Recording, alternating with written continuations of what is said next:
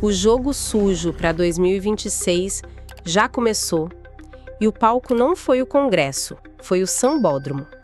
A senadora Damares Alves acaba de acionar a justiça com uma denúncia grave. Lula estaria usando dinheiro público e escolas de samba para fazer campanha antecipada na cara de todo mundo. Mas não é só isso. O que os ensaios esconderam e o plano da oposição para dar o troco com uma chapa que pode mudar tudo nas próximas eleições, eu te conto agora. Fica comigo porque o que a Damares revelou sobre os bastidores do Flávio Bolsonaro vai te surpreender. Mas antes de continuar, curte esse vídeo, se inscreve no canal Política Hoje, porque aqui a gente analisa políticas sem filtro e sem narrativa pronta. E para começar a entender essa confusão toda, a gente precisa olhar para os números que deram o pano de fundo para essa denúncia. Exato, porque antes mesmo de falar do samba, a polêmica começa com uma crítica muito dura à gestão de verbas. Exatamente, a gente está falando aqui de combate à violência contra a mulher, um tema central. E os dados são, revoltantes. O que foi levantado pela oposição aponta que o Ministério da Justiça usou só 0,1% do dinheiro para combater o feminicídio em 2025. 0,1%. É um número que, é difícil até de processar. É praticamente nada. E no Ministério da Mulher, a situação melhora um pouco mais, ainda é muito ruim. Apenas 9% da verba foi executada. Então a pergunta que a senadora Damares e a oposição fazem é muito direta, né? Onde está o dinheiro? Exato. Onde foi parar esse dinheiro? Porque ao mesmo tempo se discute o financiamento de outras coisas. E aí a conexão com o carnaval fica óbvia na narrativa deles. A frase que resume a crítica é: a prioridade é a avenida, não a vida das mulheres. É um soco no estômago, né? É uma frase de efeito muito forte. E ela ainda vai além.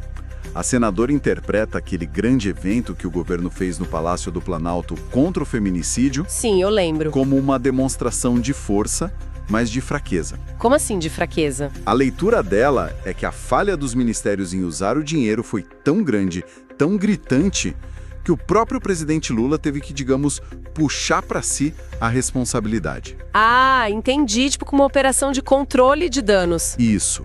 Seria uma confissão de que as políticas públicas normais, as que deveriam funcionar no dia a dia, simplesmente não estavam acontecendo. Então, precisa de um grande evento para passar outra imagem. E é com esse cenário, então, de suposto abandono da pauta feminina, que a gente chega no Sambódromo, na Acadêmicos de Niterói. Chegamos no centro da polêmica. A acusação formal é de campanha eleitoral antecipada. E para quem não entende muito de lei eleitoral, o que isso significa na prática? Uma homenagem não pode? Homenagem pode. A questão é a linha tênue, né? A lei proíbe pedido explícito de voto. Mas a coisa complica quando você usa dinheiro público ou quando a homenagem vira, na verdade, um ataque sistemático a um adversário. E quais são as provas que a Damares apresentou para dizer que essa linha foi cruzada? Bom, a primeira é bem concreta, o samba enredo, a música do desfile. O que tem ela? O partido do presidente Lula pegou essa música e usou numa publicação oficial nas redes sociais deles. Sério? Então eles mesmos transformaram a música do carnaval num jingle? Basicamente. A acusação diz que isso oficializa a ligação, sabe? Transforma a arte em propaganda política com o selo do partido. Entendi. Isso é um ponto forte para a denúncia. Mas tinha mais coisa, né? Sim. O segundo ponto é o conteúdo do desfile. A alegação é que não era só uma campanha positiva, de exaltação ao Lula. Era também uma campanha negativa. Exato. Focada em desconstruir a imagem do principal adversário. As fontes falam de imagens dos ensaios que mostravam o ex-presidente Bolsonaro sendo ridicularizado. Como assim ridicularizado? A denúncia descreve como uma caricatura de um ex-presidente doente, idoso, que está preso de forma indevida. Segundo eles, isso passa do ponto da sátira e vira um ato para pregar ódio. Mas aí entra uma discussão complicada, né? Carnaval sempre teve sátira política, bonecos de Olinda, marchinhas. Com certeza. E esse vai ser o principal argumento da defesa. Liberdade de expressão, crítica social. Vão dizer que isso é a alma do carnaval. O desafio do judiciário vai ser justamente definir onde termina a sátira e onde começa a campanha ilegal. E o que agrava tudo isso, o ponto mais sensível talvez, é a acusação do uso de dinheiro público para financiar tudo isso. Ah, sim. Porque uma coisa é um grupo fazer uma homenagem com recursos próprios. Outra é usar o seu imposto para isso. Muda tudo. Se a Justiça Eleitoral entender que foi campanha antecipada e que foi financiada com verba pública, mesmo que via lei de incentivo, a situação fica muito, muito séria. E a senadora agiu em duas frentes na Justiça, certo? O Ministério Público Eleitoral e uma ação civil pública. Isso, é uma estratégia para cercar o assunto por todos os lados. A ação no MP eleitoral foca na regra da eleição. A ação civil foca no mau uso do dinheiro público, na violação do princípio de impessoalidade. Ou seja, mesmo que um juiz diga que não foi campanha, o outro pode dizer que o dinheiro foi usado de forma errada. Exatamente. É um ataque duplo. E já teve resultado. Parece que o primeiro juiz disse que não era com ele, né? Uma tal de incompetência de foro. É um jargão jurídico para dizer, isso não é da minha área, manje por juiz certo. É um obstáculo inicial, mas a equipe dela já está recorrendo. Eles insistem que a Justiça Eleitoral é que tem que julgar, sim. Bom, essa briga jurídica vai longe. Mas enquanto isso, a política não espera. E a oposição, pelo visto, já está pensando no contra-ataque para 2026. Sim, essa polêmica toda parece ter acendido um alerta vermelho na direita sobre um ponto fraco que eles já conheciam. O eleitorado feminino. Exatamente. As eleições de 2022 deixaram claro que a rejeição de Bolsonaro entre as mulheres foi um fator decisivo. Repetir a fórmula seria, um erro estratégico grave. E aí que a Damares entra de novo, mas agora como estrategista. Ela fez uma sugestão direta ao Flávio Bolsonaro. Foi bem direta. Segundo o que apuramos, ela disse: traga uma mulher para ser sua vice, sem rodeios. Um reconhecimento claro de que precisam de uma figura feminina forte na chapa para quebrar essa rejeição. E o nome que ela colocou na mesa foi o de Tereza Cristina. A ex-ministra da Agricultura. Porque o que faz dela a escolha ideal na visão deles? Damares a descreve como espetacular. E a força dela vem de vários lugares. Primeiro, a ligação fortíssima com o agronegócio, que é um setor muito poderoso. Certo, o agro apoia em peso. Segundo, ela tem uma imagem de boa gestora, de ser competente, técnica. E terceiro, ela é vista como mais moderada. Não é da ala mais, digamos, radical do bolsonarismo. Uma combinação que poderia atrair eleitores de centro e principalmente as mulheres que se assustaram com a retórica mais dura. Essa é a aposta. Mas ter uma vice-mulher resolve o problema do sobrenome do candidato a presidente. A narrativa da esquerda martelou por anos na associação do nome Bolsonaro com pautas anti-mulher. E essa é a parte mais interessante da estratégia. A sugestão da Damares não é só mudar o discurso, é mudar o foco. Como assim? Ela propõe focar nos fatos, nos dados.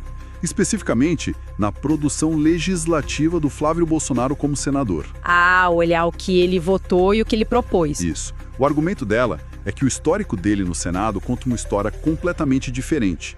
Que ele foi parceiro de todas as propostas de lei de proteção a mulheres. A ideia, então, é criar uma contranarrativa com base em fatos legislativos. Mas será que isso funciona? O eleitor médio vai pesquisar projeto de lei? É um desafio de comunicação enorme. Mas a ideia não é, talvez, convencer todo mundo um por um. É dar munição para os apoiadores defenderem a chapa. É poder dizer, olha, a narrativa é essa, mas os fatos são estes aqui. É uma aposta alta. Ela acredita mesmo que, com isso, ele não teria a rejeição do voto feminino? A conclusão dela, segundo as fontes, é exatamente essa, de que essa análise do histórico dele derruba a rejeição. E além dessa estratégia de defesa, a oposição também estaria planejando ampliar a discussão sobre a pauta feminina, sair só do debate da violência. Sim, esse é outro ponto fundamental. A visão é que não dá para ser competitivo em 2026 sem um projeto amplo, que vá além. E que áreas seriam essas? Ela menciona 3 exemplos bem práticos. Primeiro, empregabilidade.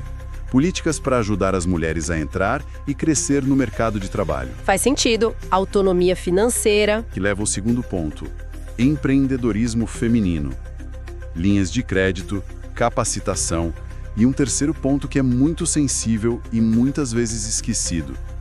Qual? Políticas públicas para mães atípicas. Mães de crianças com deficiência. Exato. que precisam de um suporte muito específico do Estado e que, segundo ela, são ignoradas no debate político tradicional. Então a estratégia é completa.